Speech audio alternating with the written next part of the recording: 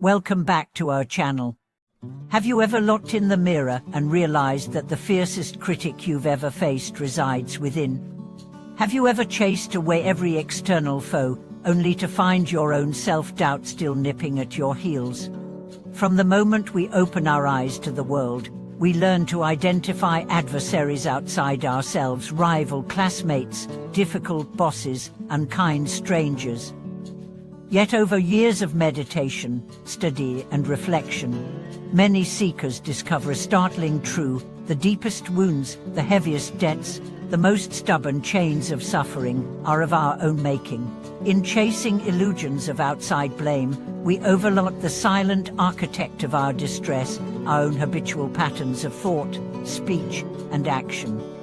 Imagine a courtroom where you sit as both judge and defendant, tirelessly condemning every perceived flaw.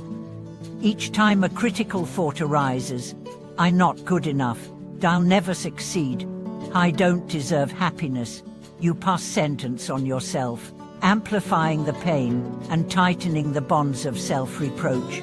That inner prosecutor, armed with memories of mistakes and fears of the future, piles charge upon charge until freedom feels but a distant dream.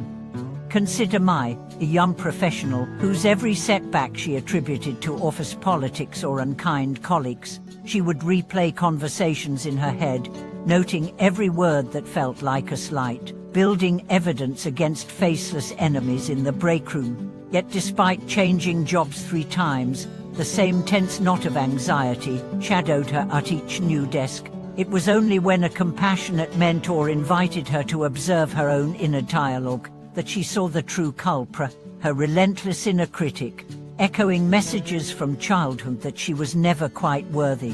In that moment of self-awareness, the external world lost its power to wound so deeply, and Mai began the arduous yet liberating work of befriending herself. But why do we lend so much credence to this inner adversary? Part of the answer lies in karmic debts, those subtle imprints we accumulate through actions born of ignorance, anger, and greed.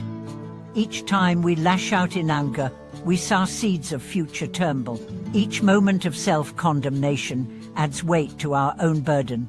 Over lifetimes, according to ancient teachings, these debts weave a tapestry of suffering from which we struggle to escape, and often we point fingers outward. If only they had been kinder, if circumstances were different, if fate had dealt me a better hand, never noticing that our own intentions and attitudes have choreographed much of the dance. True liberation begins when we turn the lens inward, recognizing that the most significant transformation rises from the way we relate to ourselves. This is not navel-gazing in the service of self-indulgence, but a courageous confrontation with the hidden narratives that drive our behavior. When you catch yourself in the grip of self-criticism, pause to inquire, whose voice is this? Where did these standards originate? You may discover that you carry the echoes of past authority figures, cultural expectations, or personal disappointments, voices that no longer serve your highest good.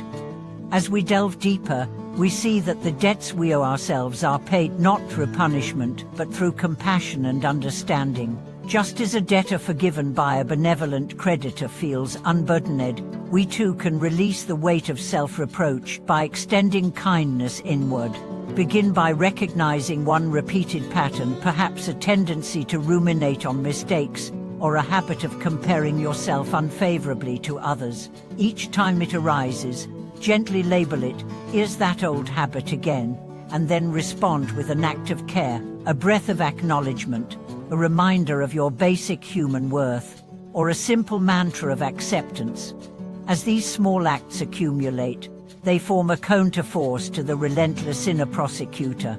Over weeks and months, the compassionate responses become second nature, gradually transforming the courtroom of your mind into a sanctuary of self-acceptance.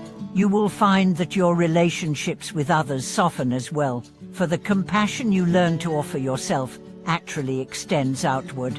Conflicts lose their sting when you realize that mistakes, whether yours or theirs, are part of the shared human journey. In this light, the path to freedom is less about vanquishing external adversaries and more about healing the self-imposed wounds that have plagued us. Every moment of self-compassion, every choice to replace judgment with understanding, pays a karmic debt and dissolves the root of suffering. And just as a garden blooms when weeded with care, our lives begin to flourish once we uproot the harsh voices that have dominated our inner world. Thank you for watching this video.